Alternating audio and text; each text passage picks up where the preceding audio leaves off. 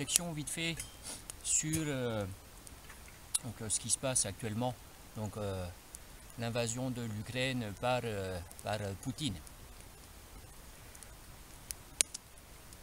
Ce qu'il y a, c'est que actuellement, on a quand même une guerre de l'information et de la désinformation.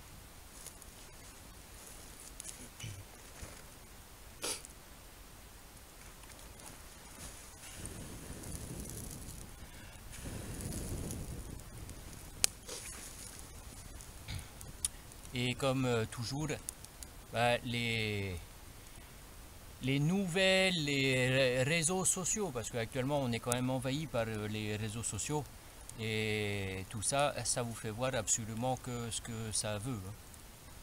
Alors, mon avis là-dessus, bon évidemment, c'est pas bien pour les Ukrainiens d'être envahis par des autres, par Poutine.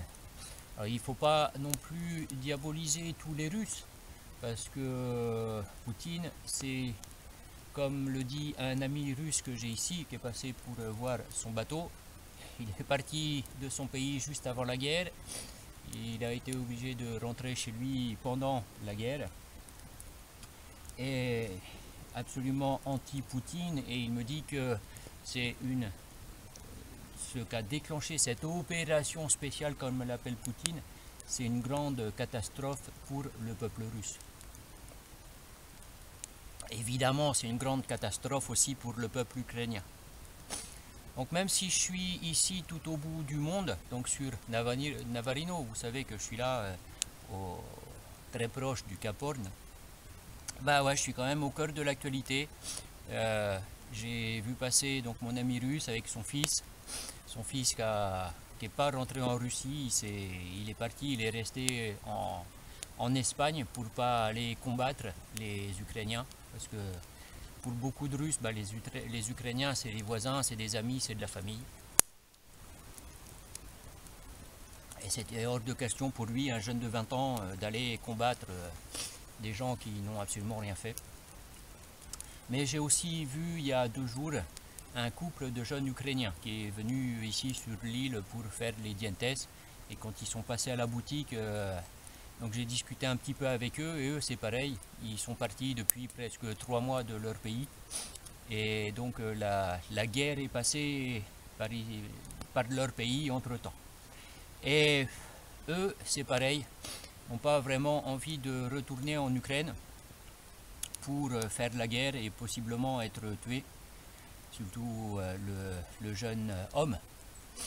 Les femmes, je crois qu'il y a quand même beaucoup moins de femmes dans les combats en Ukraine, même s'il doit y en avoir quand même pas mal. Sans compter tous les civils qui subissent tout ça, ou les civils, les non-combattants on va dire.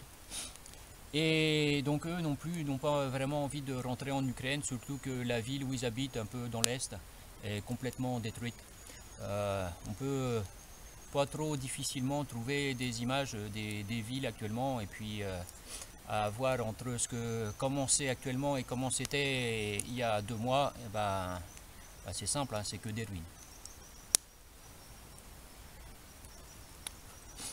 Donc tout ça évidemment c'est pas bien, c'est quelque chose qui doit être très très difficile à vivre pour eux, que ce soit les Ukrainiens qui sont sous les bombes ou les Russes qui sont absolument anti tout ça. Mais voilà, Poutine il a été bercé quand même par le KGB, et lui ça le gêne pas trop quoi. Et puis enfreindre toutes les lois, c'est des choses qu'il a tout le temps fait. Au KGB, ils enfreignaient tout le temps toutes les lois, histoire de mettre un peu plus de pression sur les civils. Le problème, c'est qu'est-ce que ça va donner tout ça. Une fois que Poutine va vraiment s'apercevoir que l'opération spéciale, comme il dit, ne donne rien, alors est-ce qu'il va faire un appel général, une mobilisation générale du peuple russe sous les drapeaux pour aller essayer de terminer l'Ukraine? d'anéantir complètement l'Ukraine, ou est-ce qu'il va nous faire un petit coup de nucléaire, parce que c'est ça le problème. La plupart des dictateurs on va dire en Afrique, par exemple, dans des petits pays d'Afrique, ça ne nous touche pas vraiment, parce que c'est des gens qui n'ont pas de pouvoir sur nous. C'est des gens qui ont le pouvoir sur leur pays, sur leur communauté, sur leur peuple, mais qui n'ont pas la bombe atomique et qui n'ont pas justement ce petit bouton pour détruire le monde, ce qui n'est pas le cas de Poutine. Alors, donc il faut, je crois, il faut essayer de suivre un petit peu tout ça, parce que ça peut nous impacter tous. S'il se passait une guerre totale nucléaire, ça affecterait absolument le monde entier. Si ça reste un conflit, on va dire, traditionnel, ça affecte quand même moins. On va pas dire que ça affecte pas, puisque il y a tout un tas de retombées économiques qui va affecter absolument le monde entier aussi. Mais on va dire moins, c'est moins critique qu'une guerre nucléaire.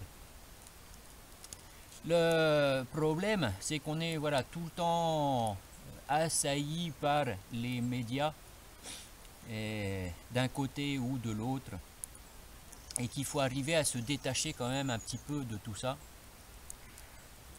même si effectivement c'est pas quand même super simple. Et puis ce qu'il ne faut pas oublier, c'est que si ça dégénérait vraiment pour le monde entier, eh ben autant en profiter un petit peu maintenant. Donc quand on a des possibilités de sortir un petit peu, de profiter des choses de la vie, faut le faire. Et pas simplement rester scotché sur un écran minuscule ou un écran un petit peu plus grand à s'abreuver et ça, comment on dit, ça surdir, non c'est pas ça, enfin bref, vous m'avez compris, de se laver le cerveau avec, avec cet écran qui vous suce les neurones. Donc voilà, c'est juste ma réflexion là-dessus.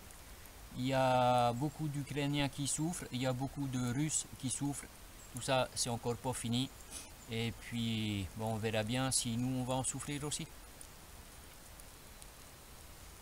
Bon, c'est juste une petite partie des réflexions. Je vous laisse faire la vôtre, les vôtres, et puis profiter du temps présent. Et je vous dis à bientôt pour de nouvelles aventures. Allez, ciao!